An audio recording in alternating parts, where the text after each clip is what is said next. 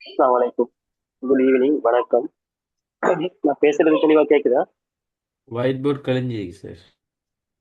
ஒரு நிமிஷம். ரொம்ப தெளிவு.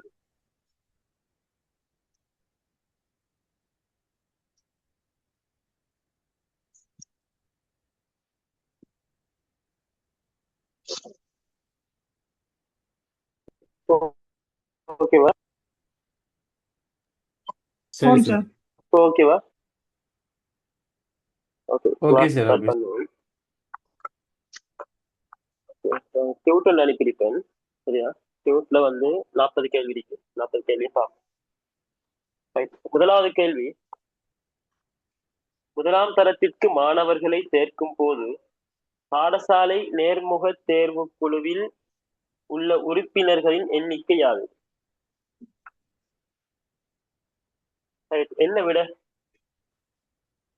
கிரேட் ஒன்ல ஸ்கூல் சேர்க்கும் போது பிள்ளைகளுக்கு இன்டர்வியூ வைப்போம். என்ன இன்டர்வியூ?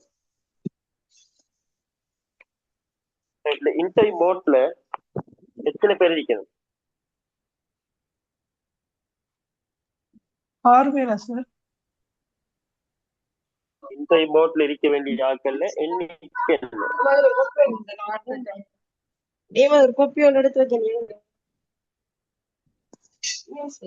மைக்கை மியூட் பண்ணி வச்சுக்கொள்ளுங்க.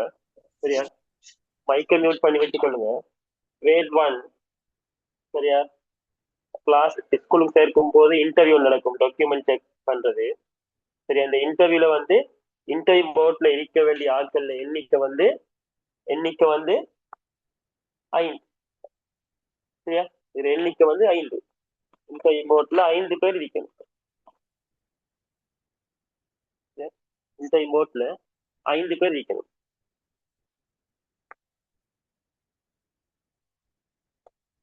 சரியா? ஆக முதலாவது கேள்விக்குரிய விட 5.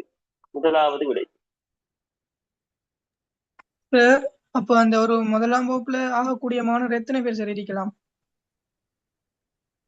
ஆக கூடுதல் வந்து 28 தொடக்கம் 35 வரைக்கும் வைக்கலாம். 40 இருக்கிறா சார் ஒரு வகுப்புல? 40 வந்து கிரேட் 10 கிரேட் 11 40 தொடக்கம் 45 இருக்கலாம். சரியா? இவங்க கிரேட் 1 வந்து 28 தொடக்கம் 35 பேர் வரைக்கும் இருக்கலாம். சரியா?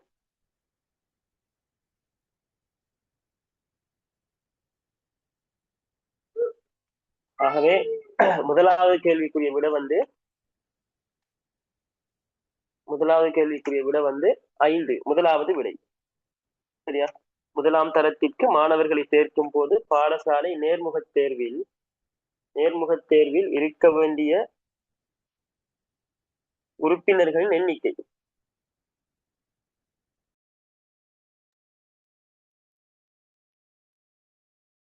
இரண்டாவது கேள்வி, கல்வி நிர்வாக சேவையில் சேராதவர் யார்? தெரியும், கல்வி நிர்வாக சேவை இலங்கையில நிறைய சேவைகள் இருக்கு, நிறைய சேவைகள் இருக்குது. இதுல கல்வி நிர்வாக சேவை இலங்கையில இருக்கிற சர்வீசஸ் என்ன? சர்வீசஸ் நிறைய சர்வீசஸ் இருக்கு.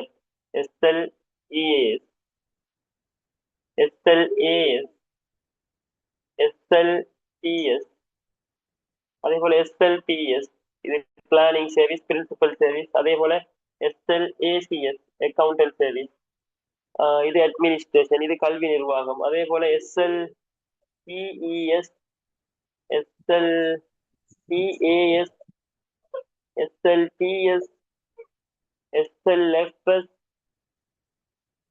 இப்படி நிறைய சர்வீஸ் இருக்குது. இப்படி நிறைய சர்வீஸ் இருக்குது. சரியான இப்ப கேள்வி என்னன்னா, இந்த சேவையில இதுல தந்திருக்கிறது கல்வி நிர்வாக சேவையில் சேராதவர் யார்? மாகாண கல்வி பணிப்பாளர், வலய கல்வி பணிப்பாளர், மாகாண கல்வி செயலாளர், தேசிய பாடசாலை அதிபர். கேட்கறது இந்த SLEAS கல்வி நிர்வாக சேவை. கல்வி நிர்வாக சேவையில இதுல யாரு வர மாட்டாங்க? இந்த 4 விடையில யாரு வர மாட்டாங்க? இந்த 4 விடையிலையும் SLEASல யாரு வர மாட்டாங்க? யாரு?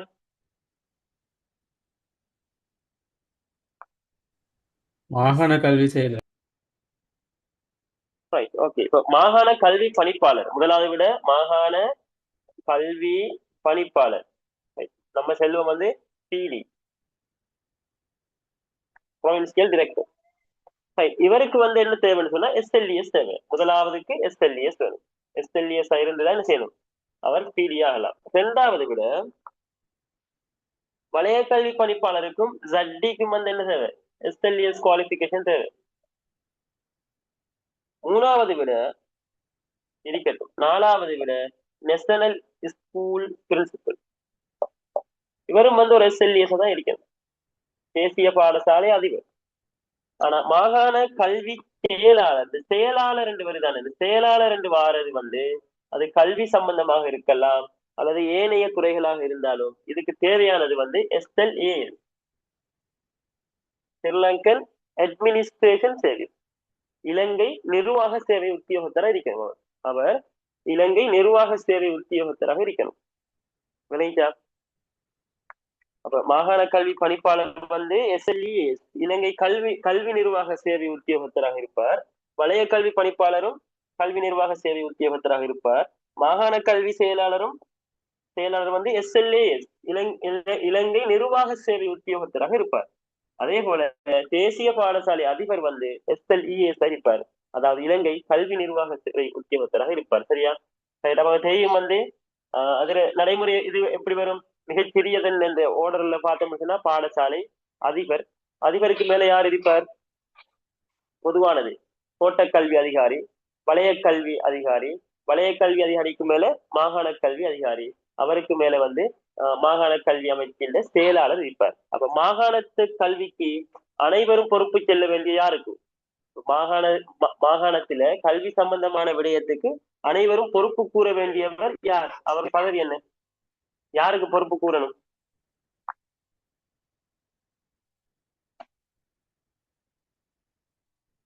யாருக்கு பொறுப்பு கூறணும்?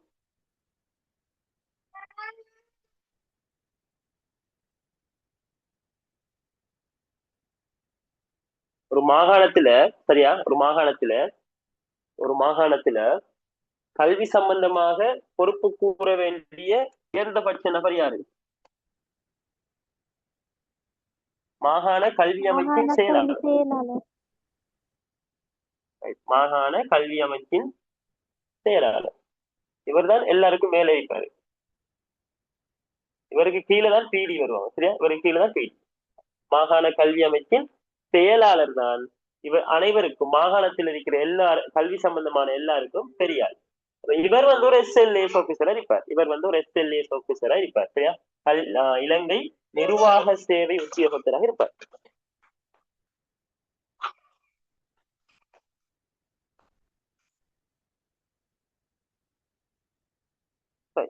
மூணாவது விட சரியா.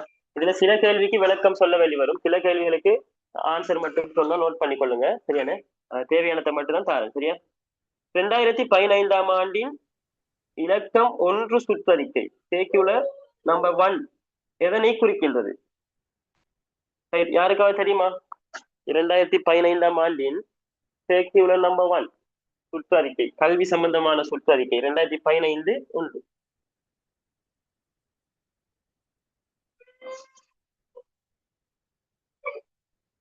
எதனை குறிக்கின்றது? எத்தனாவது விட வரும்?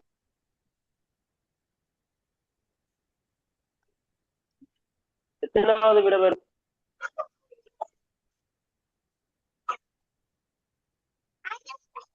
எத்தனாவது விட வரும்? யாருக்காவது தெரியுமா? 2015 ஆண்டின் இலக்கம் 1 சுற்றறிக்கை எதனை குறித்து உள்ளது என்று சொன்னா சரியா, குழந்தைகளை கட்டாயமாக பள்ளிக்கு சேர்க்கணும், கட்டாய கல்வியை குறிக்குது, கட்டாய கல்வி சரியானே. இப்ப கட்டாய கல்வியின் வயதெல்லை எத்தனை இலங்கையில? இலங்கையில கட்டாய கல்வியின் வயதெல்லை எத்தனை? 5 தொடக்கம் 16 சரியா. இலங்கையில கட்டாய கல்வியின் வயதெல்லை 5 வயது தொடக்கம் 16 வரை. 5 வயது தொடக்கம் 16 வயசுதான் இலங்கையில கட்டாய கல்வியின் வயதெல்லை, கட்டாய கல்வியின் வயதெல்லை சரியா, கட்டாய கல்வியின் வயதெல்லை.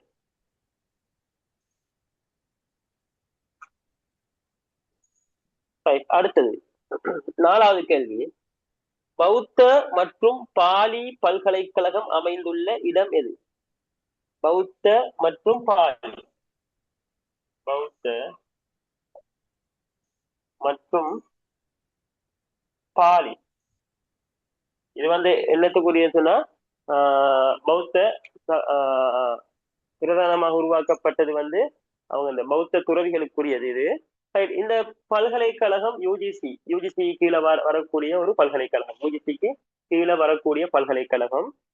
யூஜிசிக்கு கீழே தற்போது எத்தனை பல்கலைக்கழகங்கள் காணப்படுது இலங்கையில?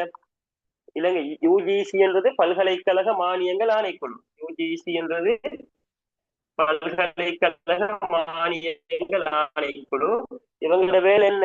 பிள்ளைகளை ஸ்கோரை கற்பித்து தெரிவு செய்யப்பட்ட மாணவர்களை பல்கலைக்கழகத்துக்கு நுழைவிக்கிறது தான் இவங்களோட பிரதானமான ஒரு வேலை. யூஜிசி, யூனிவர்சிட்டி கிராண்ட் கமிஷன் கேள்விப்பட்டிருப்பேன். இவங்களுக்கு கீழே வாருதான் பௌத்த மற்றும் பாலி பல்கலைக்கழகம், பௌத்த மற்றும் ஒரு பல்கலைக்கழகம், பௌத்த மற்றும் பாலி பல்கலைக்கழகம். இலங்கையில இறுதியாக உருவாக்கப்பட்ட பல்கலைக்கழகம் வவுனியா பல்கலைக்கழகம். இலங்கையில் இறுதியாக உருவாக்கப்பட்ட பல்கலைக்கழகம் வவுனியா பல்கலைக்கழகம். இறுதியாக மருத்துவ பீடம் ஆரம்பிக்கப்பட்ட பல்கலைக்கழகம், ஊவா வெல்லெச பல்கலைக்கழகம், ஊவா வெல்லெச பல்கலைக்கழகம் சரியா. மொரட்டுவ பல்கலைக்கழகம் சொன்னீங்க. மொரட்டுவ பல்கலைக்கழகம் 2021 ஆண்டு ஆரம்பிக்கப்பட்டது. ஊவா வெல்லசையில 2023 ஆண்டு ஆரம்பிக்கப்பட்டது. சரியா, மருத்துவ பண்ணிக்கொள்ளுங்க. நான்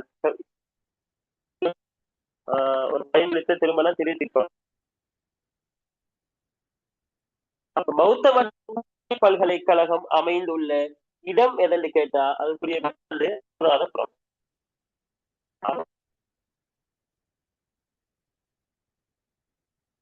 அனுராதபுரம்.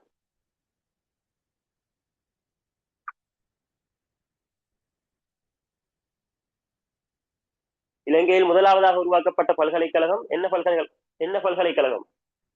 இலங்கையில் முதலாவதாக உருவாக்கப்பட்ட பல்கலைக்கழகம் படிச்சிருக்கோம் ஆல்ரெடி, சிலோன் பல்கலைக்கழகம். தற்போதைய பெயர் என்ன? பல்கலைக்கழகத்தின் கொழும்பு பல்கலைக்கழகம். சிலோன் பல்கலைக்கழகம், இதுல தற்போதைய பெயர் கொழும்பு பல்கலைக்கழகம் சரியா, கொழும்பு பல்கலைக்கழகம். அதாவது சிலோன் பல்கலைக்கழகம் என்றது ஆங்கிலேயர்களால் உருவாக்கப்பட்டது, பிறகு சுதந்திரம் அடைந்ததுக்கு பிறகு கொழும்பு பல்கலைக்கழகமாக மாற்றம் பெற்றது சரியா.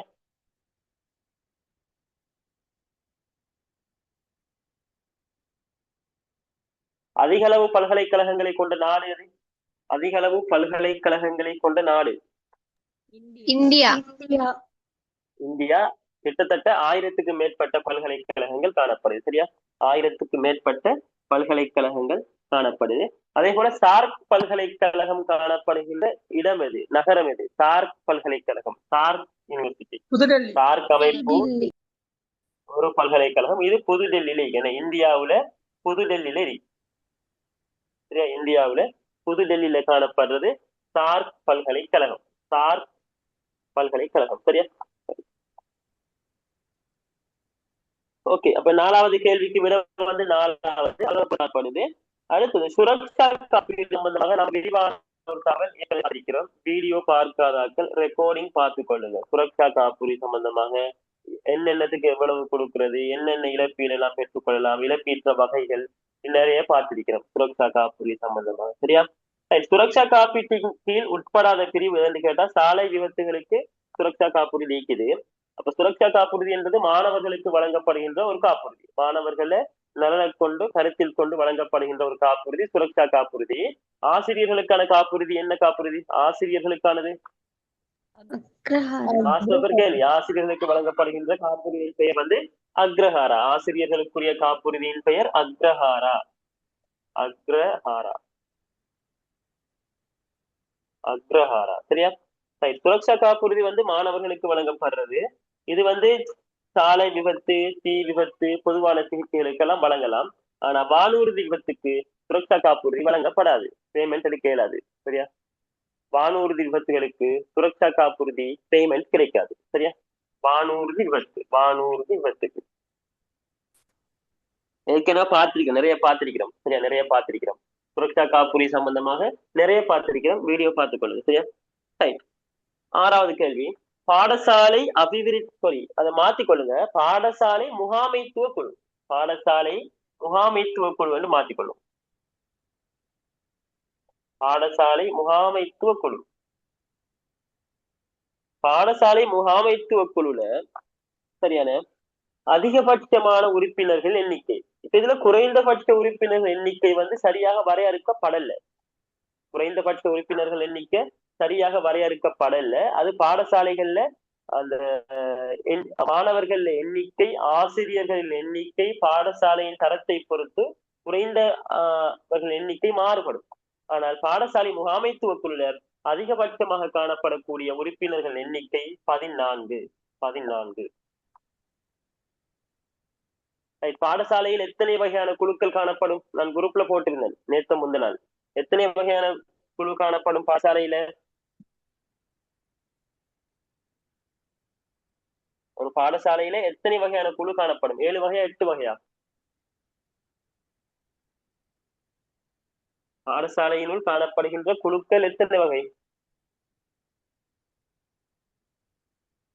குரூப்லையும் போட்டிருந்தேன் பாடசாலையில் காணப்படுகின்ற குழுக்கள் என்று.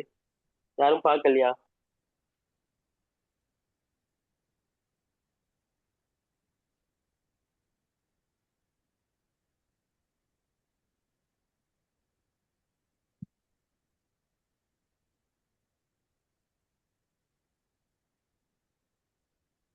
இதுக்கு 14 விட எத்தனை குழு இருக்கும்? அது இருக்கட்டுமே. பாடசாலையில காணப்படுற எல்லா குழுக்கும் யாரு தலைமை தாங்குவாரு?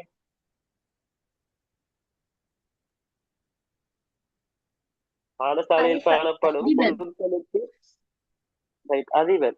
எல்லா குழுக்கும் அதிபர் தலைமை தாங்குவாரா? தொழில்நுட்ப மதிப்பீட்டு குழுக்கு மட்டும் இல்ல. Very good. பாடசாலையை காணப்படுற எல்லா குழுக்கும் அதிபர் தலைமை தாங்குவார், ஒன்றே தவிர. என்ன சொன்னா, தொழில்நுட்ப மதிப்பீட்டு குழுக்கு மட்டும் பாடசாலையின் பிரதி அதிபர் தலைமை தாங்குவார். நோட் பண்ணிக்கொள்ளுங்க. தொழில்நுட்ப மதிப்பீட்டு குழுக்கு மட்டும் பாடசாலையின் பிரதி அதிபர் செய்வார், தலைமை தாங்குவார். பாடசாலையின் பிரதி அதிபர் தலைமை தாங்குவார்.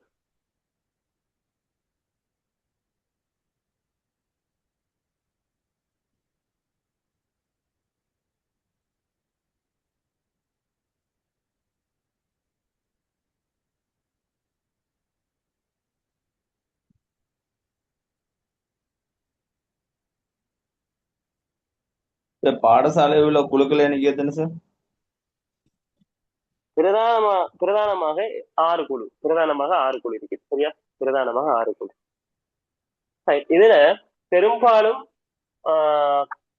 தொழில்நுட்ப மதிப்பீட்டு குழுவை தவிர்த்து மற்ற ஏனைய குழுக்களுக்கு தலைமை தாங்குவோர் அதிபர்.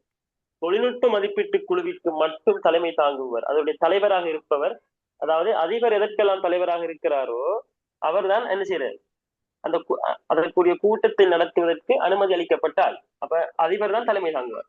ஆனால் பாடசாலை தொழில்நுட்ப மதிப்பீட்டு குழுக்கு மாத்திரம் தலைமை தாங்குபவர் பிரதி அதிபர்.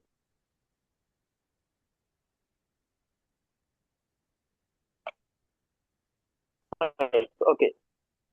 பாடசாலை அபிவிருத்தி சங்கம், பாடசாலை முகாமைத்துவ குழு என்றது வேற, அபிவிருத்தி சங்கம் என்றது வேறு. அபிவிருத்தி சங்கம் என்ன? கேள்விப்பட்டீங்க, school development committee. School development committee. இதனுடைய தலைவராக யார் இருப்பாரு? அதிபர். அதிபர்.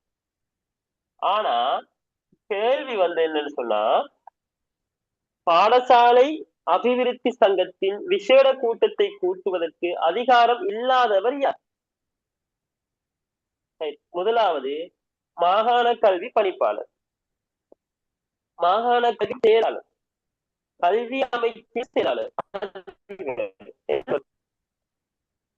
பாடசாலை அபிவிருத்தி சங்கத்தின் விசேட கூட்டத்தை கூட்டுவதற்கு அதிகாரம் இல்லாதவர் யார்? இதுக்கு விட 4 அதிபர். இந்த 4 பேருக்குள்ளையும் கம்பேர் பண்ண கூட இந்த அதிகாரம் அதிபருக்கு இல்லை. சரியா? இந்த அதிகாரம் அதிபருக்கு இல்லை. இதுல கன்ஃபியூஸ் ஆக வேணாம். பாடசாலை அபிவிருத்தி சங்கத்தின் தலைவர் அதிபர்.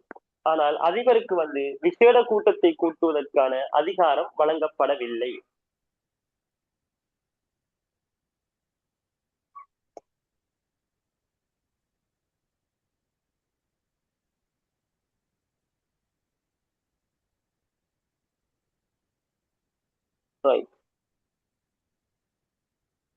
எட்டாவது கேள்வி,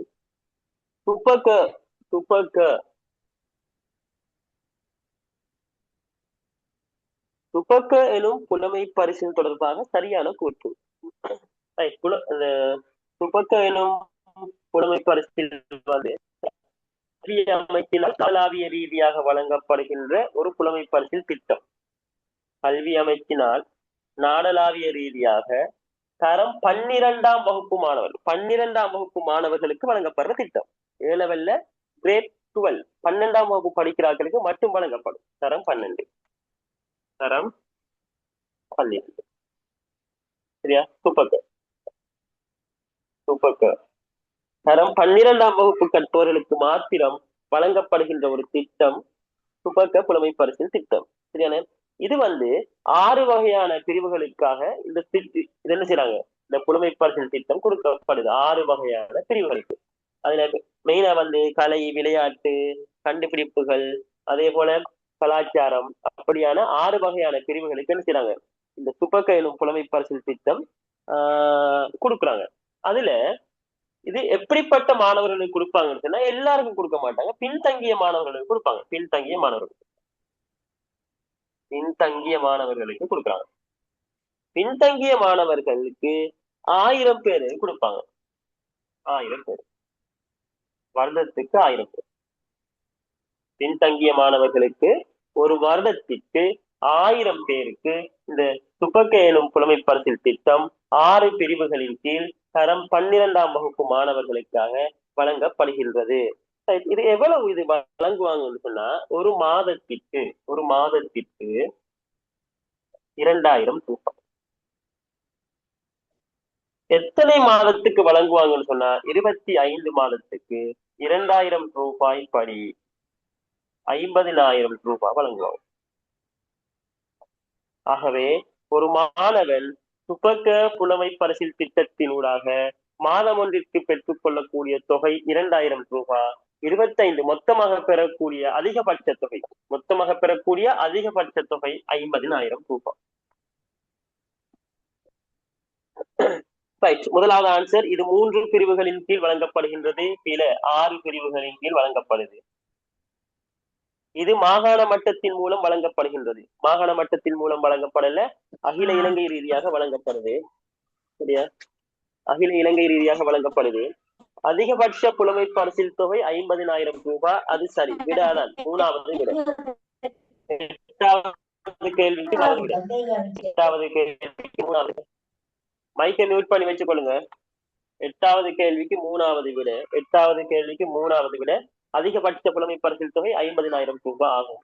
எந்த பள்ளி மாணவரும் இதற்கு விண்ணப்பிக்கலாம். இல்ல, எந்த பாடசாலை மாணவரும் இதற்கு விண்ணப்பிக்க இயலாது. பாடசாலையில் இருக்கிற தரம் 12ஆம் வகுப்பு மாணவர்கள் மாத்திரம் இதுக்கு விண்ணப்பிக்கலாம்.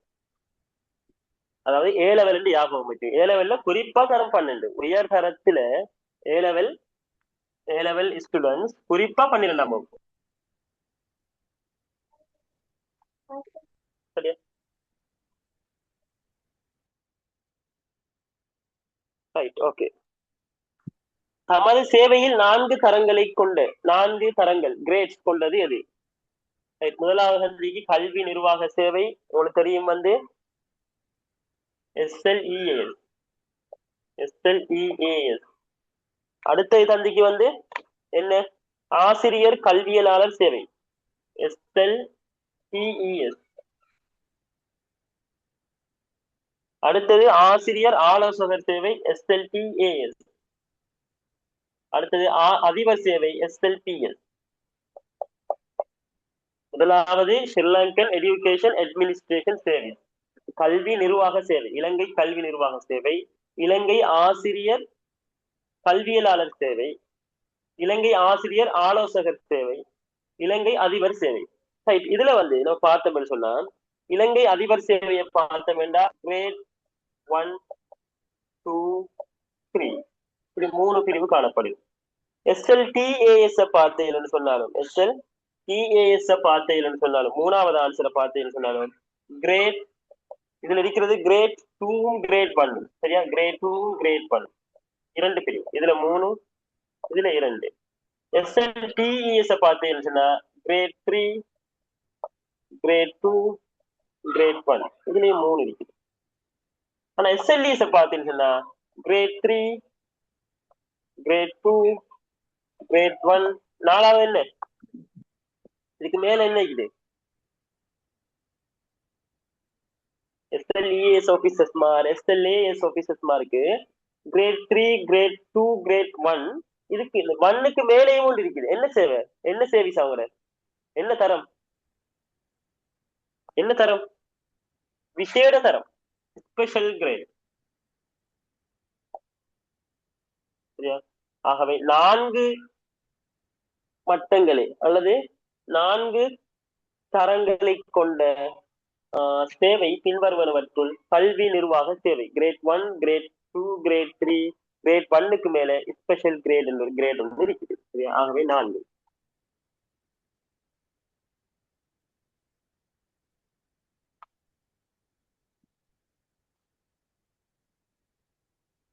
ஓகே, அடுத்தது. தற்போது ஆசிரியர் இடமாற்றங்களை மேற்கொள்ள பள்ளி முறைமை எத்தனை பிரிவுகளாக பிரிக்கப்பட்டுள்ளது? பள்ளி முறைமை உங்களுக்கு தெரியும், ஆரம்ப பிரிவு இருக்குது, நம்ம படித்தோம். புதிய கல்வி சீர்திருத்தத்தின் கீழ் கல்வி பாடசாலையில வந்து வகுப்புகள் எப்படி பிரிக்கிறாங்க, மாணவர்கள் எப்படி பிரிக்கிறாங்க? ஆரம்ப பிரிவு பாடசாலை. ரைட், அடுத்தது செகண்டரி எப்படி பிரிக்கிறாங்க?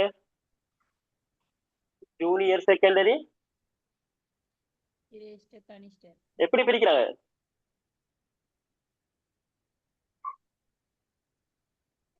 எல்லாம் படிப்புக்குத்தான் இல்லையா? இப்படி மறந்த எப்படி? புதிய கல்வி சீர்திருத்தத்தின் படி பாடசாலையை 4 பிரிவா பிரிக்கிறாங்க. எப்படி பிரிக்கிறாங்க? ஒன்று பிரைமரி, அதுல 1யும் 2யும் வேறையா பிரிக்கிறாங்க, 2யும் 4யும் வேறையா பிரிக்கிறாங்க, கிரேட் 5 வேறையா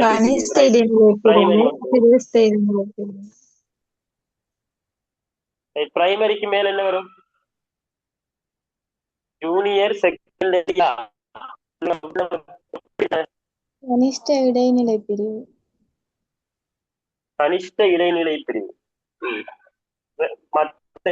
இதுக்கு மேல என்ன வரும்? கனிஷ்ட இது ஒன்று, கனிஷ்ட இடைநிலை பிரிவு 2 அப்படியா? கிரேட் 6 to 9 உண்டு, கிரேட் 10 உண்டு அப்படியா? சிரேஷ்ட எப்படி பிரிக்கிறாங்க? இடைநிலை பிரிவுல கட்டம் ஒன்று கட்டம் ரெண்டு.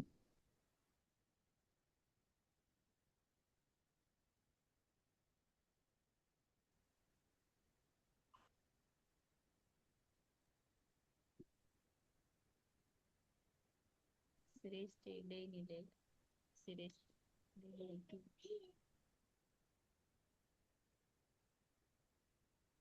சார் ம். பேசுறது அந்த டிஸ்பிளே வர்றது இல்ல. சரி, ஒருத்தவங்க வரவே இல்லையா? இப்ப வருது சார். ஆரம்ப கல்வி கனிஷ்ட இடைநிலை சிரேஷ்ட இடைநிலை உயர்தரம் சார். Right. ஆரம்ப கல்வி, கனிஷ்ட இடைநிலை, சிரேஷ்ட இடைநிலை, உயர்தரம். சரியான இப்படி பிரிவுகளாக பிரிக்கிறாங்க. இப்ப கேள்வி வந்து என்ன சொன்னா, கேள்வி வந்து தற்போது ஆசிரியரிட மாற்றங்களை மேற்கொள்ள பள்ளி முறைமை, பாடசாலை முறைமை எத்தனை பிரிவுகளாக பிரிக்கப்பட்டுள்ளது? பொதுவா 4 பிரிவு. சரி, அதுக்கு விட வந்து 4. இதுக்கு விட வந்து 4 பிரிவு. சரியா? பாடசாலைய 4 பிரிவுகளாக பிரிக்கிறாங்க. ஆசிரியர் இடமாற்றங்களை மேற்கொள்வதை இலகுபடுத்துவதற்காக பிரதானமாக 4 பிரிவுகளாக பிரிக்கிறாங்க.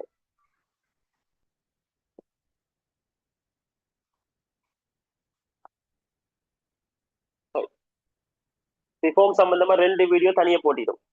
சரியா? புதிய கல்வி சீர்திருத்தம் சம்பந்தமாக 2 வீடியோஸ் தனியா போட்டிக்கிறோம். அது 2ஐயும் பார்த்துக்கொள்ளுங்க. சரியா? ரைட். பள்ளியில் பாடசாலையின் தரமான கல்வி குறியீடு, school quality education index. School quality education index, SQEI. சரியா? இதுல பெருசா ஒன்றும் தேவையில்லை. இந்த ஸ்கூல் பாடசாலை தர கல்வி சுட்டல், பாடசாலை தர கல்வி சுட்டல் எத்தனை உருவாக்க பயன்படுத்தப்படும் துறைகளின் எண்ணிக்கை எத்தனை கேட்டு அதுக்கு விட 8. அது மட்டும் தெரிஞ்சிருந்தா போதும். இல்ல மட்டும் தெரிஞ்சிருந்தா போதும். 8 துறைகள்ல இருந்து இந்த பாடசாலை தர கல்வி சுட்டல் உருவாக்குறாங்க. சரியா? அது மட்டும் தெரிஞ்சிருந்தா போதும்.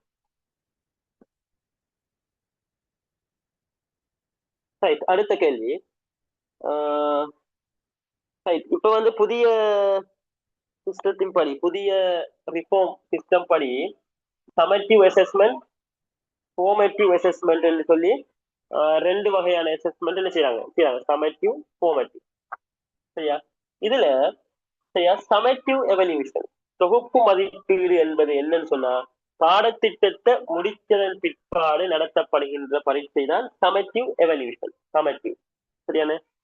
சமட்டிவ் எவல்யூஷன் என்பது பாடத்திட்டத்தை முடித்ததன் பிறகு நடத்தப்படுகின்ற பரீட்சை. பாடத்திட்டத்திலாம் முடிச்சு போட்டு நடத்தப்படுறது. ஃபார்மேட்டிவ் அசஸ்மெண்ட் என்றது வந்து நம்ம எப்படி சொல்ற, அது வந்து பாடத்திட்டம் நடந்துட்டு இருக்கக்குள்ள நம்ம என்ன செய்வோம், கற்பித்த அழகுகளை வச்சு என்ன செய்வோம், எக்ஸாம் நடத்துவோம், SDA மார்க்ஸ் போடுவோம். அது வந்து ஃபார்மேட்டிவ் அசஸ்மெண்ட். இது வந்து சமட்டிவ் அசஸ்மெண்ட். சரியா? இதுவும் வந்து என்ன செஞ்சிடும், புதிய கல்வி செய்வது சம்பந்தமான வீடியோவுல தெளிவா பாத்துக்கிறோம். சரியா? சார் ஃபார்மேட்டிவ்க்கு தமிழ்ல என்ன சொல்றேன்? தமிழ்ல வந்து அதுக்கு இல்ல ஃபார்மேட்டிவ் எல்லாம் கேட்பாங்க. அவங்களோட தமிழ்ல வந்து சரியான மீனிங் தெரியாது. தமிழ் மீனிங் இருக்கும், ஆனா சரியான மீனிங் எனக்கு தெரியல தமிழ்ல. சரியா? சமட்டிவ் ஃபார்மேட்டிவ் அசஸ்மெண்ட் தான் யூஸ் பண்றாங்க. உங்களுக்கு புக்லையும் வந்து அந்த 2 புக் இது போட்டிப்பல்ல ஒன்று வந்து ரிஃபார்ம் சம்பந்தமா, அதுல கொஞ்சம் தமிழ் மீனிங் சம்டைம் போட்டிருக்கலாம் பாருங்க. கல்வி வெளியீட்டு திணைக்களம். கல்வி வெளியீட்டு திணைக்களத்துல பிரதான வேலை என்ன? கல்வி வெளியீட்டு திணைக்களத்துல பிரதான வேலை என்ன? அவங்க என்னத்தை வெளியிடுறாங்க?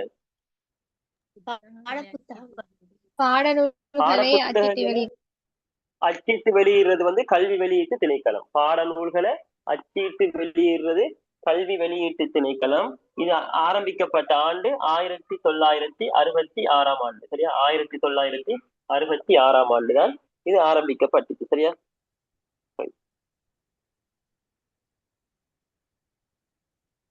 அதே போல பல்கலைக்கழக நுழைவில் முக்கிய பாடப்பிரிவுகளாக கருதப்படும் உயர்தர A-level பாடப்பிரிவுகளின் எண்ணிக்கை எவ்வளவு? A-levelல என்னென்ன ஸ்ட்ரீம் இருக்கு, எத்தனை ஸ்ட்ரீம் இருக்குன்னு காணும். எத்தனை ஸ்ட்ரீம் இருக்குது, என்னென்ன ஸ்ட்ரீம் இருக்குது சொல்லுங்க பாப்போம். கலை, வர்த்தகம், Right. கலை வர்த்தகம் வேற என்ன இருக்குது? கலை வர்த்தகம் விஞ்ஞானம் கணிதம் வேற விலங்கல 4 தானா? 4 தானா? 4 தானா?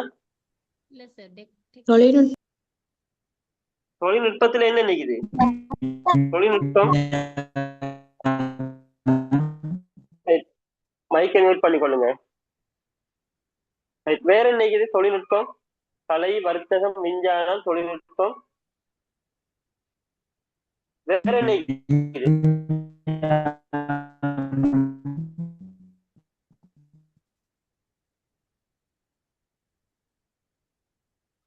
கலை வர்த்தகம் விஞ்ஞானம் கணிதம் தொழில்நுட்பம் வேற என்ன இருக்குது? சார் நாம புதிய சீர்திருத்தத்துல இதுல பேர் விலங்கல புதிய இல்ல சீர்திருத்தத்துல புதிய கல்வி புதிய சீர்திருத்தத்தின் படியா கேட்கல கேள்வி. புதிய கல்வி சீர்திருத்தம் இம்ப்ளிமெண்ட் பண்ணப்படலையே. இம்ப்ளிமெண்ட் பண்ணப்படாத புதிய கல்வி சீர்திருத்தத்தின் படி என்று கேட்டா மட்டும்தான் நம்ம என்ன செய்யணும்? ஆன்சர் கொடுக்கணும். புதிய கல்வி சீர்திருத்தத்தின் படி என்று கேட்டா தான் ஆன்சர் கொடுக்கணும். சரியானே? கிரேட் 1க்கு மட்டும்தானே புதிய கல்வி சீர்திருத்தம் இம்ப்ளிமெண்ட் பண்ணப்பட்டுக்குது. சரியானே? அதனால நான் கேட்கறது வந்து ஜென்ரலா வந்து ஏலவெல் நினைக்கிற ஸ்ட்ரீம்ஸ் என்ன?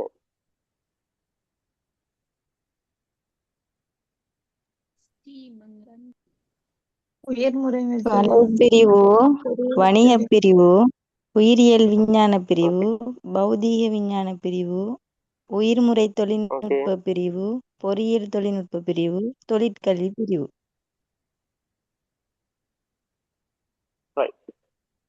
இதுல வந்து கேட்டுக்கிற கேள்வி பல்கலைக்கழக நுழைவில் முக்கிய பாடப்பிரிவுகளாக பாடத்துறைகளாக கருதப்படும் பாடப்பிரிவுகளின் எண்ணிக்கை எவ்வளவு?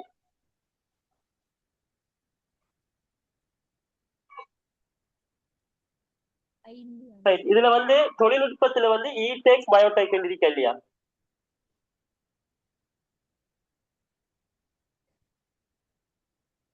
இது 2 பிரிவு இருக்கா இல்லையா?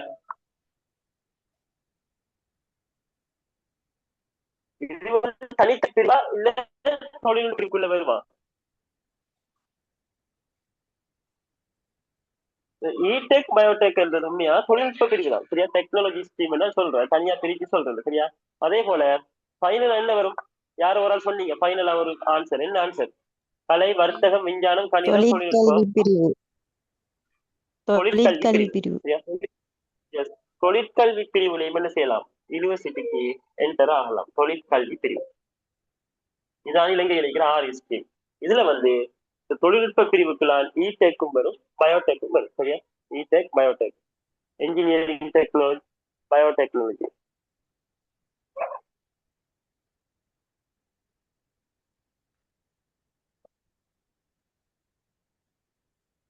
சரியா? Engineering technology biotechnology. சரியா?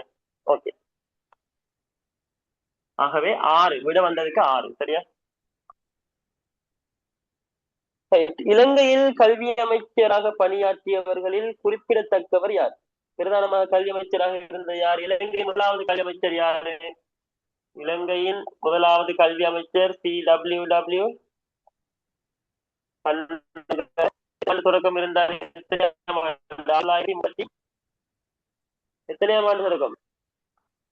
1931 தொடக்கம் 1947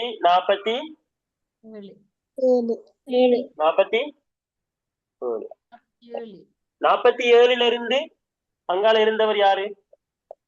EA நுகேவல. இதுல ஒரு கன்ஃபியூஷன் உண்டு பாருங்க. கேள்வி 2 வகையா கேட்பாங்க. இலங்கையில் முதலாவது கல்வி அமைச்சர் யாருன்னு கேட்டா CWW கண்ணங்கர.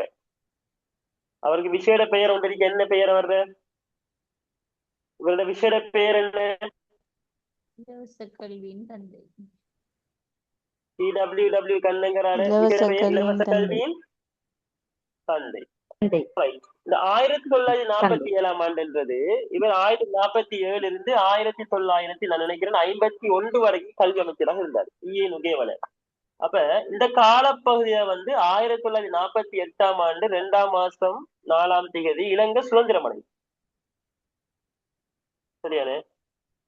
அப்ப சுதந்திரம் அடைய முதலும் இவர் கல்வி அமைச்சராக இருந்திருக்கார். சுதந்திரம் அடைந்ததுக்கு பிறகும் கல்வி அமைச்சராக இருந்திருக்கார். ஆகவே இலங்கையின் முதலாவது கல்வி அமைச்சர் யார் என்று கேட்டா ஈஏ நுகேவல. சுதந்திர இலங்கையின் முதலாவது கல்வி அமைச்சர் யார் என்று கேட்டா இலங்கையின் முதலாவது கல்வி அமைச்சர் யார் என்று கேட்டா CWW கண்ணங்கர. சுதந்திர இலங்கையின் முதலாவது கல்வி அமைச்சர் யார் என்று கேட்டா ஈஏ நுகேவல.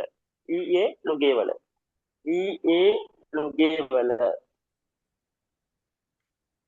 சார் இந்த அதிக தடவை கல்வி அமைச்சரா இருந்தவர் யார் சார்? ரணில் விக்ரமசிங்க. சொல்றேன். அப்ப இலங்கையின் முதலாவது கல்வி அமைச்சர் வந்து இலங்கையின் முதலாவது கல்வி அமைச்சர் CWW கண்ணங்கர. சரியா? இலங்கையில் சுதந்திரம் கிடைச்சதுக்கு பிறகு முதல் கல்வி அமைச்சர் ஈஏ நுகேவல. இப்ப ஒரு கேள்வி கேட்டேன். அதிக தடவை கல்வி அமைச்சராக இருந்தவர்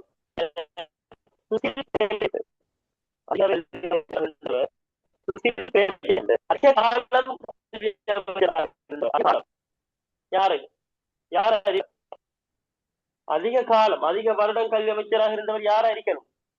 CWW கண்ணங்கர. CWW கண்ணங்கர. சரி, அதிக தடவை கல்வி அமைச்சராக இருந்தவர் சரியான சுசில் பிரேமகேந்திர. நினைக்க 3 தடவை அல்லது 4 தடவை கல்வி அமைச்சரா இருந்திருக்கார். சரியா? 3 தடவை அல்லது 4 தடவை கல்வி அமைச்சரா இருந்திருக்கார்.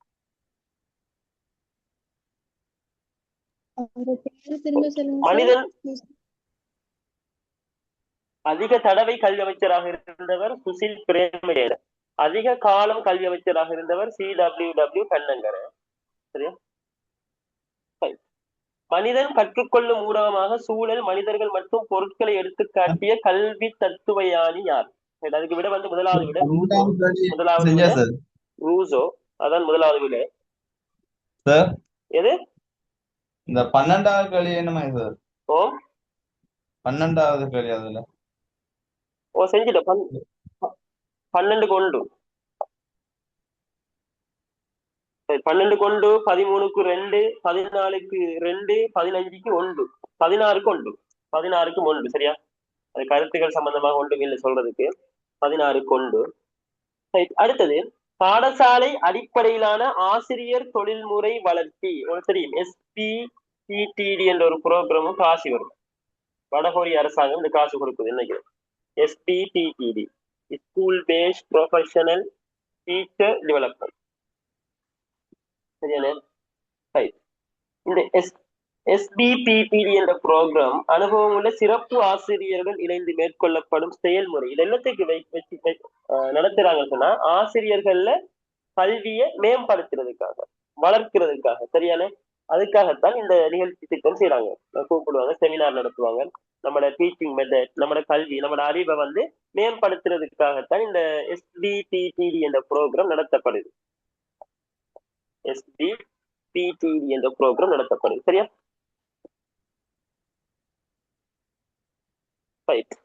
18வது கேள்வி. கற்கை அடிப்படையிலான கற்பித்தல் முறை மாணவர்களுக்கு கிடைக்கும் முக்கிய நன்மை. இதுல வந்து பெருசா ஒன்றும் நீங்க அலட்டிக் கொள்ள தேவையில்லை. இதுல முக்கியமான நன்மை எதென்று கேட்டுக்கிறான். அதுக்கு விட வந்து ஆசிரியர் கட்டுப்பாட்டில் இருந்து விடுபட்டு சுதந்திரமாக கருத்து தெரிவிக்கும் வாய்ப்பு. முதலாவது விட 18க்கு முதலாவது விட. 17க்கு வந்து 4 17க்கு 4 18க்கு 1. சரியா?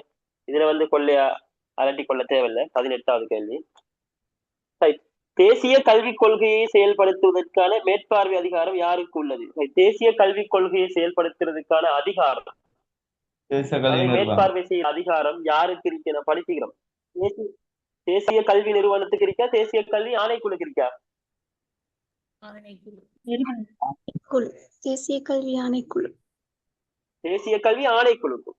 தேசிய கல்வி ஆணைக்குழு ஏற்கனவே படிச்சுக்கிறோம், தெளிவா படிச்சுக்கிறோம். தேசிய கல்வி நிர்வாகமும் தேசிய கல்வி ஆணைக்குழு உங்களுக்கு கன்ஃபியூஸ் ஆகும். தெளிவா படிச்சுக்கொள்ளுங்க. சரியா? தேசிய கல்வி நிறுவனம் என்றது வந்து NI, அது வேற. கல்வி அமைச்சு வேற, மாகாண கல்வி திணைக்களம் வேற. தேசிய கல்வி ஆணைக்குழு தான் வந்து என்ன செய்யறது, தேசிய கல்வி கொள்கைகளை வகுக்கிறார்கள்.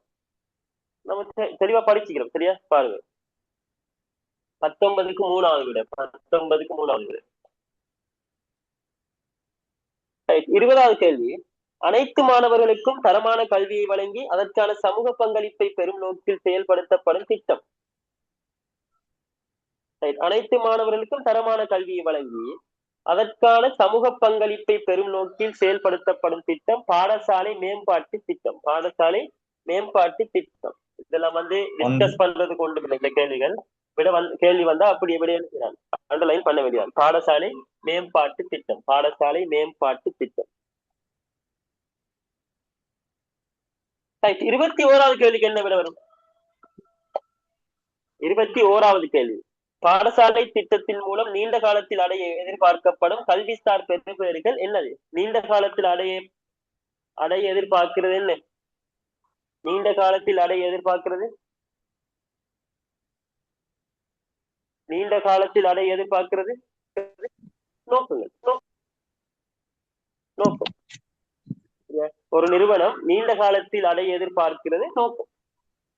நோக்கத்தை நீண்ட காலத்துல செய்யும், அடைஞ்சு கொள்ள எதிர்பார்க்கும். ஒரு 5 வருஷம் 10 வருஷத்துல தன்னை லாபத்தை அதிகரித்துக் கொள்றது அல்லது நல்ல ரிசல்ட்ஸை பெற்றுக் கொள்றது, இதெல்லாம் வந்து நீண்ட காலத்துல அடைய எதிர்பார்க்கறதால அதுக்கு நோக்கம் வந்து வரும். நோக்கம் விடையாக வரும். நோக்கம். மைக்கை மியூட் பண்ணி வைத்துக் கொள்ளுங்க, ஒயிட் போர்ட் மறையும்.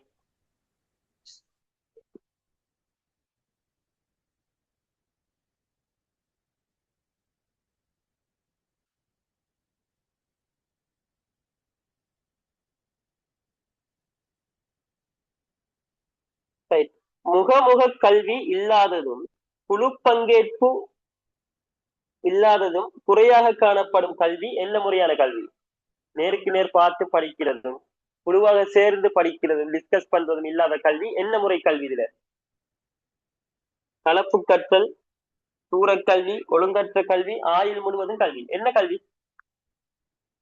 என்ன கல்வி வரும்? இது ஈஸியான விட. இப்ப கேள்வியிலேயே விட இருக்கு, கேள்வியிலேயே விட இருக்குது. 22க்கு என்ன சார்? தூரக்கல்வி. சரியானே. முகம் கல்வி இல்லாததும் சார் குழு இல்லாததும். 22 கேள்வி வேற சார். விலங்கல 22 பார்த்து முடிச்சிட்டோமே. 22க்கு விட வந்து சார் பாக்கல சார் 22வது நீங்க பாக்கல. ஓகே ஓகே, 23 பார்த்துட்டு அதுக்கு வரேன். அப்ப 23க்கு வந்து 2. சரியா? அதாவது நேர பார்த்து கற்காததும் குழுவாக சேர்ந்து டிஸ்கஸ் கலந்துரையாடதுமான கல்வியாக காணப்படுறது டிஸ்டன்ஸ் லேர்னிங். சரியான? நம்ம தூரத்திலிருந்து கற்கிற கல்வி. சரியான? அதுக்கு விட வந்து 2வது விட. 22வது கேள்வி வந்து இலங்கையில் கல்வி சட்டத்தின் அடிப்படை அமைப்பு உருவாக்கப்பட்ட ஆண்டு. நமக்கு தெரியும், ஆல்ரெடி படிச்சுக்கிறோம். இந்த கேள்வி ஏற்கனவே பார்த்துக்கிறோம். எத்தனை விட? 1939ஆம் ஆண்டின் 1939ஆம் ஆண்டின் எத்தனையாம் விளக்க சட்டம்? 41. 1939ஆம் ஆண்டின் 31ஆம் இலக்க சட்டம் தான் 1920 வந்து இலங்கையில வந்து முதல் கல்வி சட்டம் உருவாக்கப்பட்டதானே சார்? அடிப்படை சட்டம் அமைப்புண்டா? அடிப்படை சட்டம் இதுல வந்து 1920 இருக்கு, 1939 இருக்கு. சரியா? 1920ல வந்து என்ன உருவாக்கப்பட்டுச்சு? 1920ல என்ன உருவாக்கப்பட்டுச்சு? கட்டாய கல்வி சட்டம். கட்டாய கல்வி சட்டம். அது 1920ல உருவாக்கப்பட்டது கட்டாய கல்வி சட்டம். 1939ல் உருவாக்கப்பட்டது கல்வி அடிப்படை சட்டம்.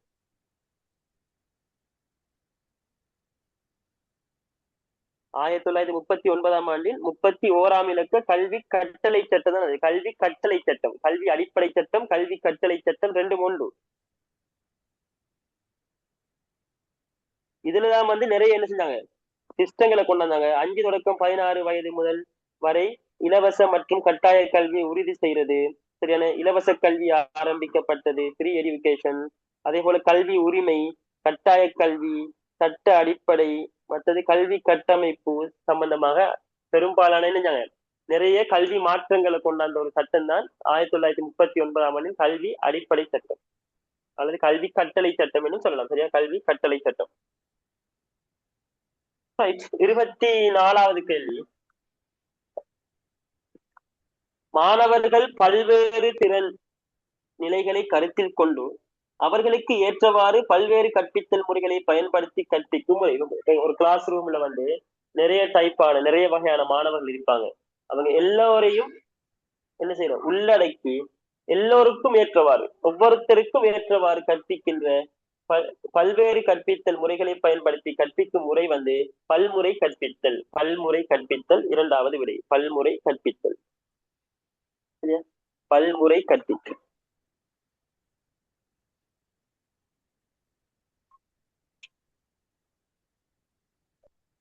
Right. 25 வந்து த ரீபப்ளிக் என்ற நூல் எழுதினவர் வந்து பிளேட்டோ, இரண்டாவது விட பிளேட்டோ. 22க்கும் வந்து எத்தனாவது விட? இரண்டாவது விட. 22க்கும் இரண்டாவது விட. சரியா, 22க்கும் இரண்டாவது விட. 22க்கும் இரண்டாவது விட.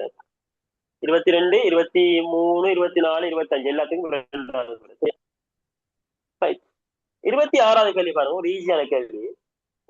தேர்வு வகை வினாக்கள் சரியான விடையை தேர்ந்தெடுக்கும் பரீட்சை வினா வடிவமாக அல்லாத தேர்வு என்ன எக்ஸாம்ல சரியான விடையை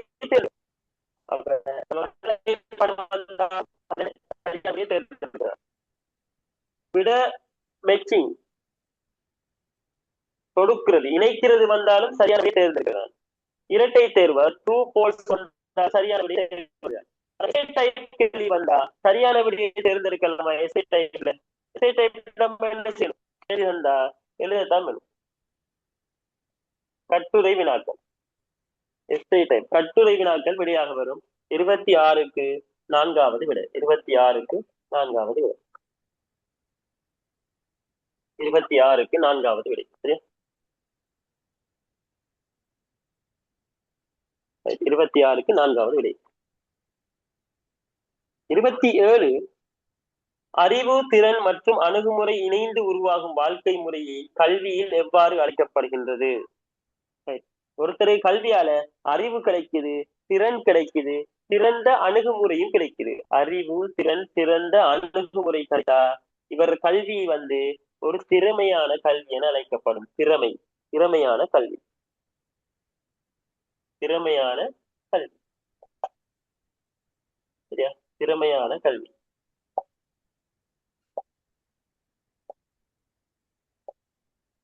ஆக 27க்கு 2வது விடை.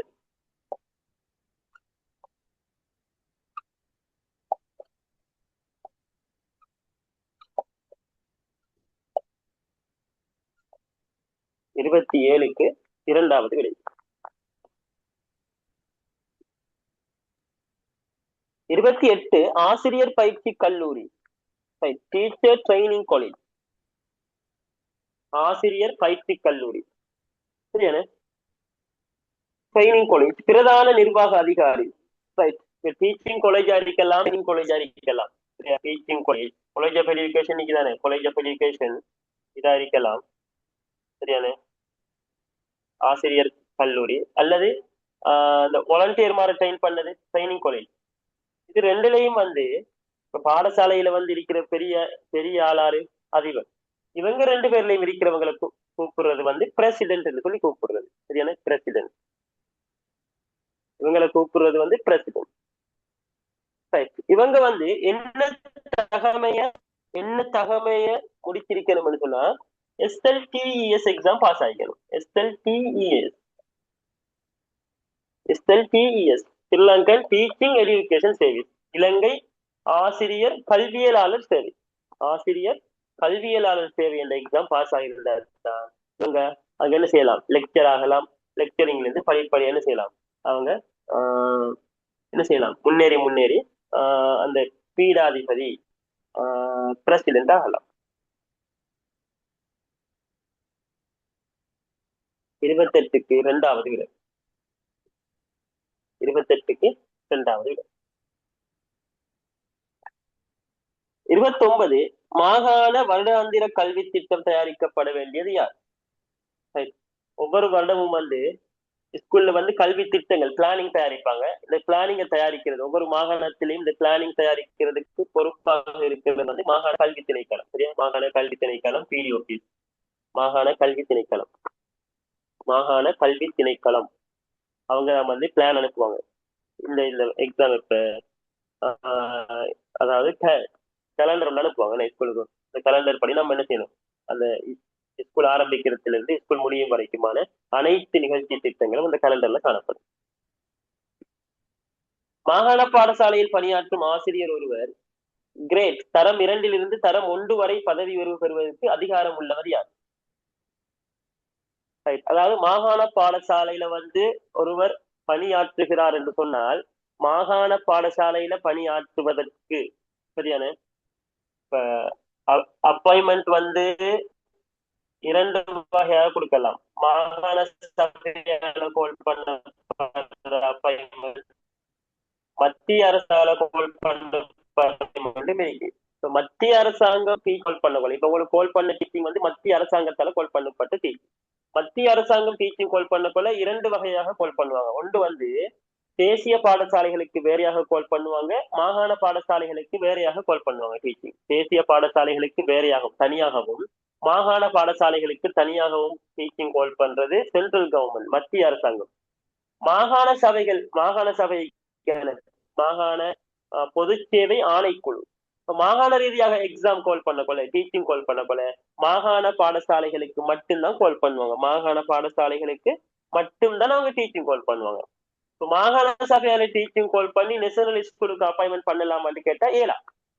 ஆனா மத்திய அரசாங்கத்தால கோல் பண்ணி நேஷனல் ஸ்கூலுக்கும் உங்களை அப்பாயின்மெண்ட் செய்யலாம், மாகாண பாடசாலைகளுக்கும் உங்களை அப்பாயின்மெண்ட் செய்யலாம். No issue. சரியான?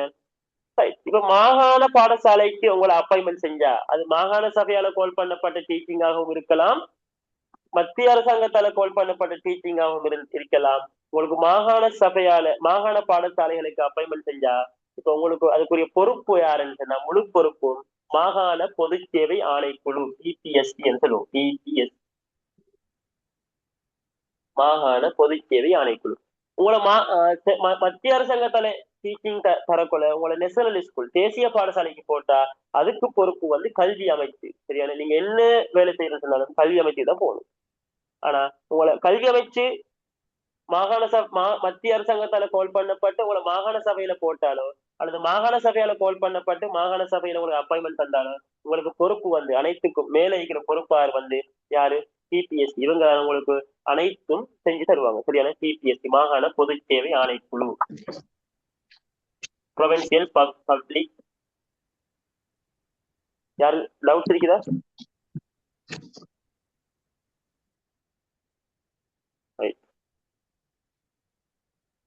இது 9 மாகாணத்திலையும் எத்தனை மாகாணங்கள் இருக்கோ ஒவ்வொரு மாகாணத்துக்கும் இந்த பிபிஎஸ்சி காணப்படும். பிபிஎஸ்சி கிழக்கு மாகாணம், பிபிஎஸ்சி வட மாகாணம், பிபிஎஸ்சி மேல் மாகாணம் இப்படி காணப்படும். சரியா? ஆகவே இதுக்கு விடை மாகாண பொது சேவை ஆணைக்குழு 3வது விடை. மாகாண பொது சேவை ஆணைக்குழு 3வது விடை. மாகாண பொது சேவை ஆணைக்குழு 3வது விடை. 31வது கேள்வி. இலங்கையில் சிறப்பு தேவையுடைய குழந்தைகளுக்காக கல்வி ஆரம்பிக்கப்பட்ட ஆண்டு அது. விசேட தேவையுடைய மாணவர்களுக்காக ஏற்கனவே படிச்சிருக்கிறோம். விசேட தேவையுடைய மாணவர்களுக்காக ஒரு பாடசாலை உருவாக்கப்பட்டுச்சு. பாடசாலையின் பெயர் என்ன? பாடசாலையின் பெயர் என்ன? ஏற்கனவே படிச்சிருக்கிறோம். கேட்டல் பார்வை குறைபாடுடைய மாணவர்களுக்காக ஒரு பாடசாலை ஆரம்பிக்கப்பட்டு எங்க ஆரம்பிக்கப்பட்ட சொல்லுங்க, எங்க ஆரம்பிக்கப்பட்ட? 1912ஆம் ஆண்டு எங்க ஆரம்பிக்கப்பட்ட? எங்க? ரத்மலானையா ஜெயவர்தனபுரையிலையா?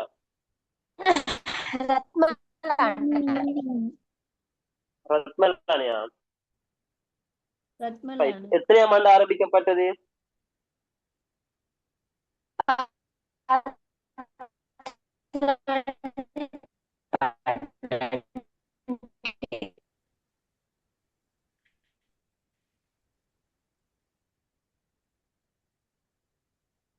யாரு பேசுறதுன்னு கிளியர் இல்ல. ஒருவேளை இந்த இதோ தெரியல, கவரேஜ் இஷ்யூ வரைக்க தெரியல.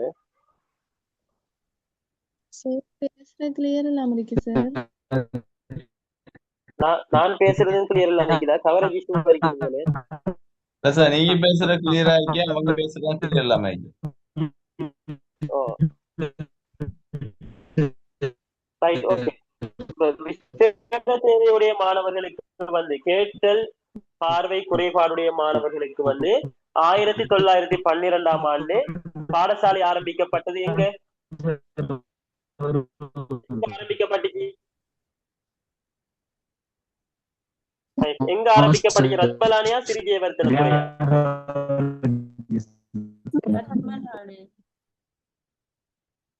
ரத்மலானை ரத்மலாயன். ஓகே, பாடசாலை. ரத்மலானை விழிப்புணர்வு பாடசாலை. இரத்மலானை விழிப்புணர்வற்றோர் பாடசாலை. சரியா?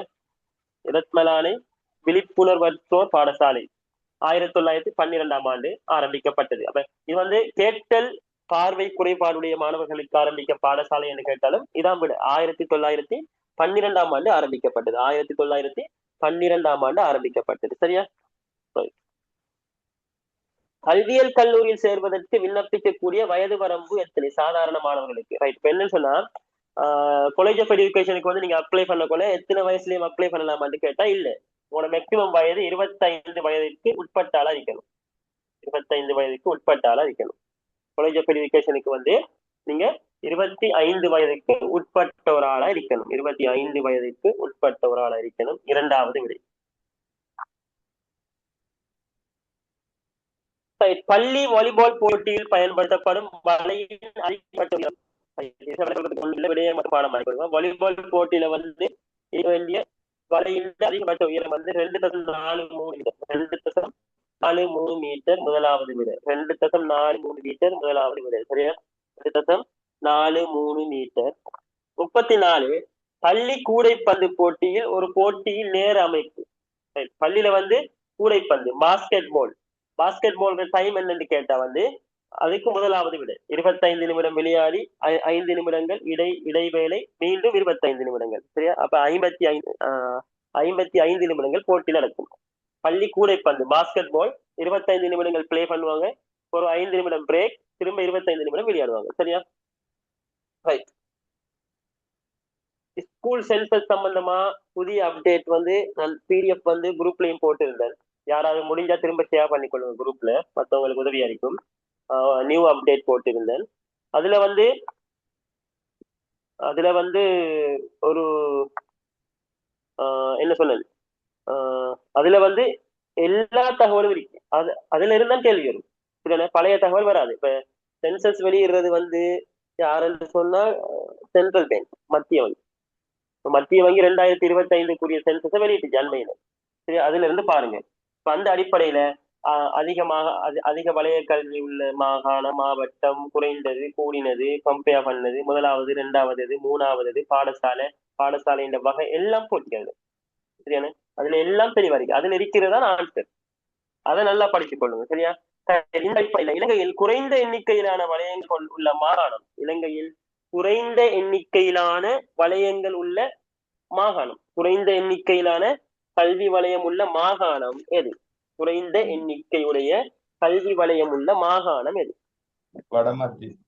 இலங்கையில் குறைந்த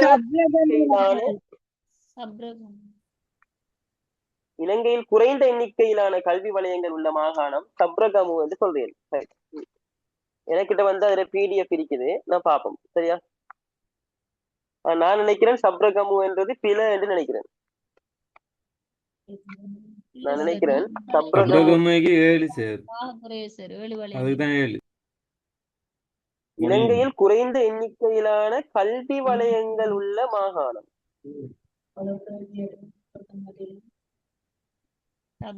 கன்ஃபார்ம் சார். பாப்போம்.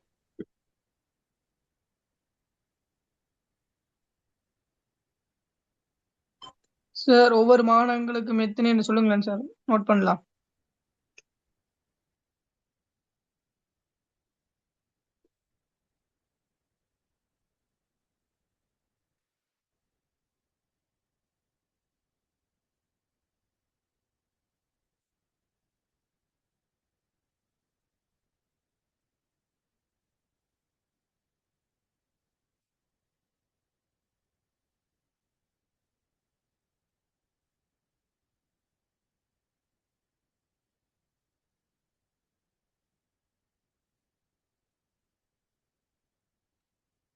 Right. கூடின கல்வி வலயம் உள்ள மாகாணம் எது? கூடினது மத்திய கிழக்கு மாகாணம். மாகாணம். சாரி, கிழக்கு மாகாணம். மாகாணம்.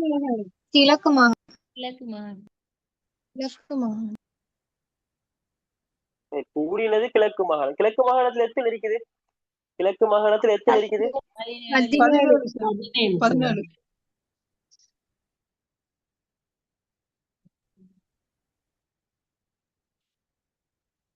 Right. கிழக்கு மாகாணத்துல வந்து 3 மாவட்டங்கள் காணப்படுதுன்னு. மட்டக்களப்பு மாவட்டம், அம்பாறை மாவட்டம், திருகோணமலை மாவட்டம். இதுல வந்து மட்டக்களப்பு மாவட்டத்துல வந்து 5 வலயங்கள் காணப்படும். திருகோணமலை மாவட்டத்துல வந்து 5 வலயங்கள் காணப்படும். அம்பாறை மாவட்டத்துல 7 வலயங்கள் காணப்படும். சரியா? அம்பாறை மாவட்டத்துல 7 வலயங்கள் காணப்படும். ரைட். அதிகமான கல்வி வலயங்களை கொண்ட மாகாணம் எதென்று கேட்டாலும் கிழக்கு மாகாணம். அதிகமான கல்வி வலயங்களை கொண்ட மாவட்டம் எதென்று கேட்டால் என்ன மாவட்டம்? அம்பாறை. அம்பாறை மாவட்டம். சரியானே? அம்பாறை மாவட்டம். ரைட். அதே போல நீங்க சொன்னது வந்து இப்ப நம்ம இதை பார்ப்போம். சரியா? எது? மாகாணத்தை கொஞ்சம் பார்ப்போம்.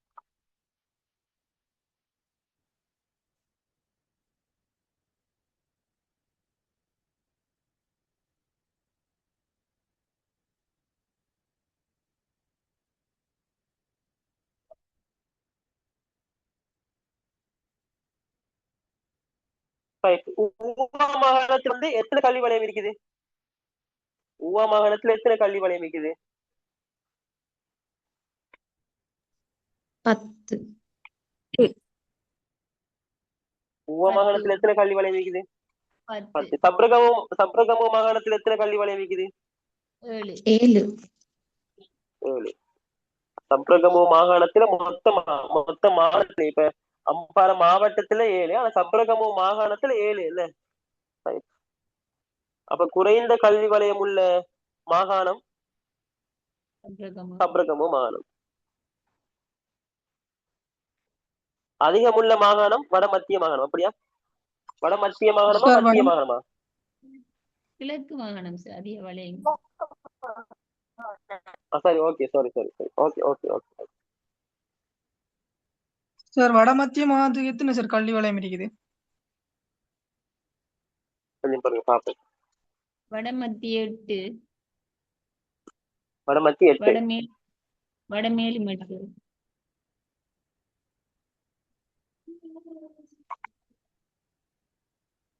வடமத்திய 8, வடமேலும் 8.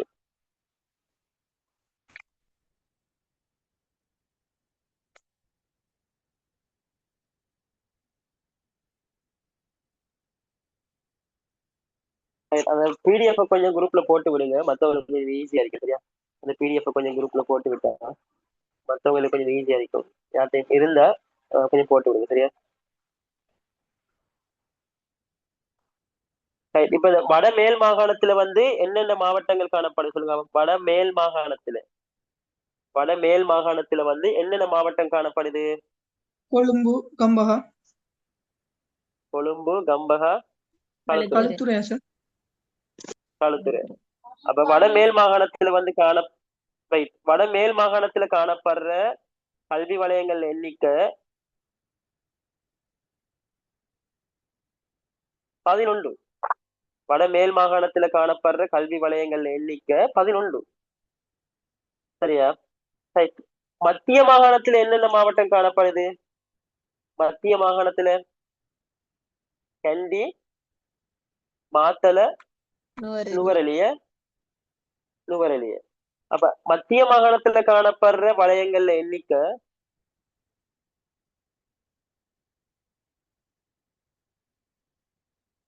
15. மத்திய மாகாணத்துல 15. நோட் பண்ணிக்கொள்ளுங்க. வடமேல் மாகாணம் 11, மத்திய மாகாணம் 15. மத்திய மாகாணத்துல 15. அதே போல தென் மாகாணத்தை பார்ப்போம். காலி மாவட்டம், மாத்தறை மாவட்டம், ஹம்பாந்தோட்டை மாவட்டம். சரியா? 11. தென் மாகாணம் 11. அதே போல வடமாகாணம் பாருங்க. ஜப்னா மாவட்டம், மன்னார், வவுனியா, முல்லைத்தீவு, கிளிநொச்சி. என்ன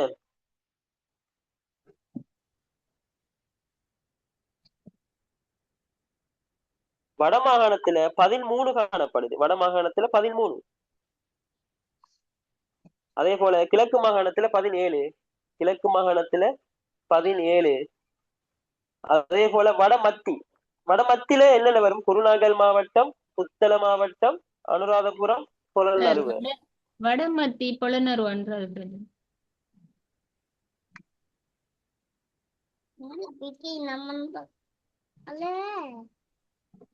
வடமத்தில வந்து குருநாகலும் அனுராதபுரம் புலனறுவை அதானே?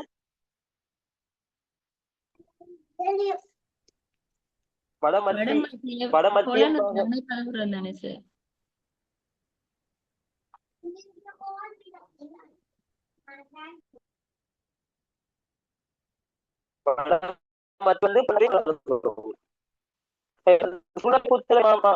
மாகாணத்துக்குள்ள வருது. அது வடமேல் மாகாணம் சார். புத்தளங்குருநாள் வடமேல் மாகாணம். வடமேல் நேரத்துல சொன்னது அந்த ஃபெஸ்டுக்கு சொன்ன 11 வந்து மேல் மாகாணம். என்ன ஃபெஸ்டுக்கு சொன்ன 11 வந்து மேல் மாகாணம், கொழும்பு, நம்பகா, களுத்துற. வடமேல் மாகாணம் வந்து குருநாகல், புத்தளம். அதுல வந்து 1 2 3 4 5 6 8 வரும். வடமேல் மாகாணத்துல 8 கல்வி வலயம் இருக்கு. சரியா? வடமேல் மாகாணத்துல 8 கல்வி வலயம். வடமேல் மாகாணம் 8 கல்வி வலயம். அதே போல வட மத்திய மாகாணம் அனுராதபுரம் மாவட்டம், புலனறுவை மாவட்டம்.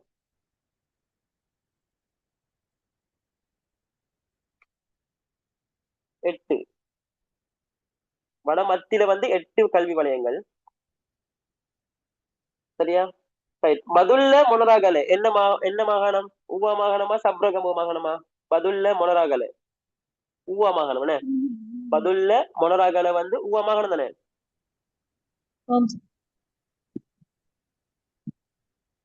10 கல்வி வலயம்.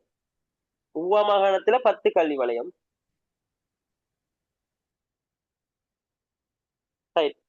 சப்ரகமுவ மாகாணம் ரத்னபுர, கேகொல்ல. சப்ரகமுவ மாகாணம் 7 கல்வி வலயம். 7 கல்வி வலயம். சரியா? 7 கல்வி வலயம். அப்ப குறைந்த கல்வி வலயங்களை கொண்ட மாகாணம் சப்ரகமுவ. அதிகூடிய கல்வி வலயங்களை கொண்ட மாகாணம் கிழக்கு மாகாணம். அதிகூடிய கல்வி வலயங்களை கொண்ட மாவட்டம் அம்பாறை மாவட்டம். அதிகுறைந்த கல்வி வலயங்களை கொண்ட மாவட்டம் வந்து கேள்வி கேட்கலாது. ஏன்னு சொன்னா குறைந்த கல்வி வலயம் இருக்கிறது 2 மாவட்டம் இருக்குது. 2 மாவட்டம் வந்து எல்லாத்துக்கும் வருது. என்ன புத்தளத்திலையும் 2 கல்வி வலயம், மன்னார்ல 2, வவுனியாவுல 2, முல்லைத்தீவுல 2, கிளிநொச்சியில 2. இறுதியாக உருவாக்கப்பட்ட கல்வி வலயம் எது? இறுதியாக உருவாக்கப்பட்டது கிளிநொச்சி. இறுதியாக உருவாக்கப்பட்ட கிளிநொச்சி. கிளிநொச்சி வடக்கும் இருக்குது, கிளிநொச்சி தெற்கும் இருக்குது. எது உருவாக்கப்பட்டது? கிளிநொச்சி வடக்கு. இறுதியாக உருவாக்கப்பட்ட கல்வி வலயம் கிளிநொச்சி வடக்கு. சரியா? இறுதியாக உருவாக்கப்பட்ட கல்வி வலயம் கிளிநொச்சி வடக்கு. இறுதியாக உருவாக்கப்பட்ட கல்வி வலயம் வந்து கிளிநொச்சி வடக்கு. சரியா? அப்ப இதுல 36வது கேள்விக்கு 35வது கேள்விக்கு விட வந்து 1. 35க்கு 1, 34க்கு 1, 35க்கு 1. சரியா? 35க்கு 1, 35க்கு 1 விட.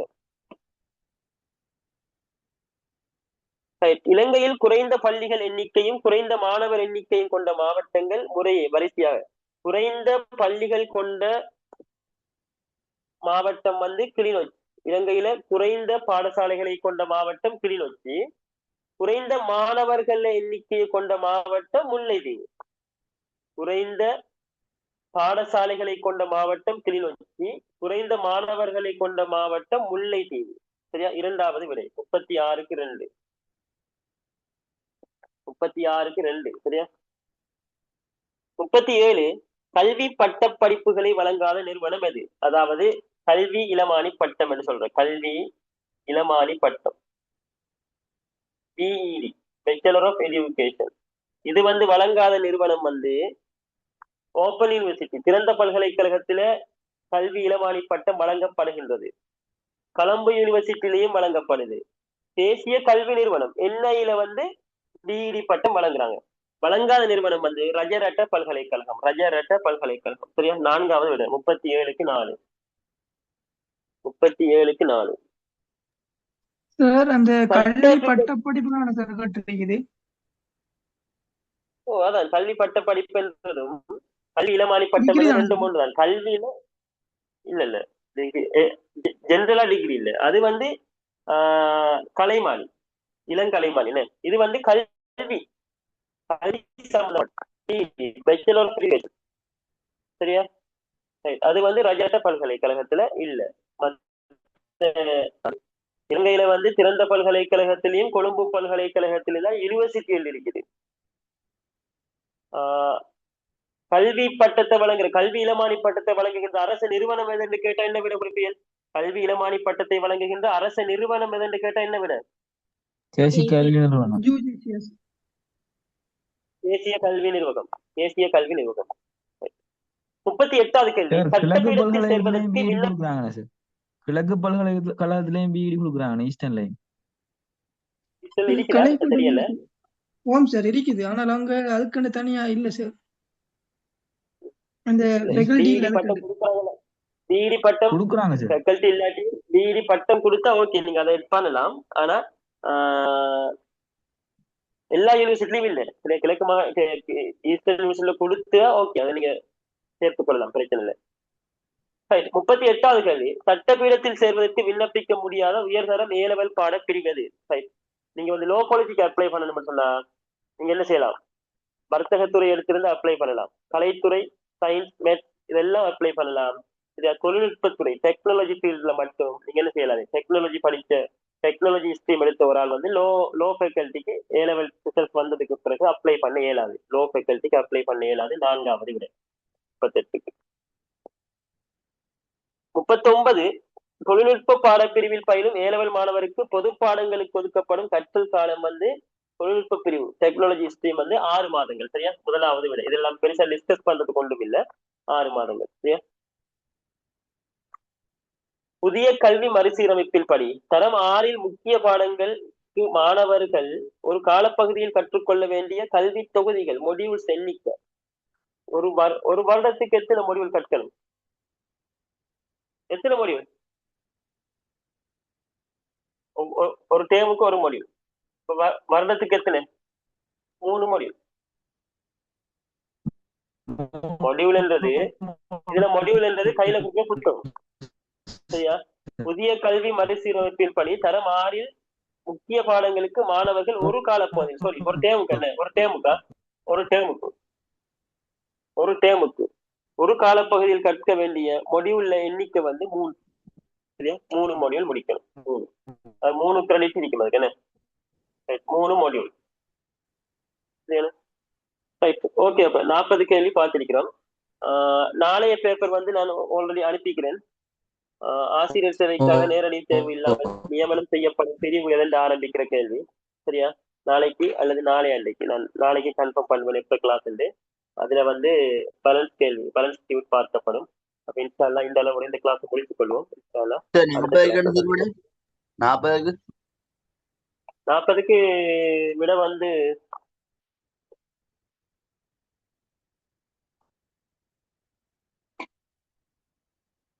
40க்கு 1. ஓகே. அப்ப இன்ஷால்லா அடுத்த கிளாஸ் சந்திப்போம். சரியா? Good night.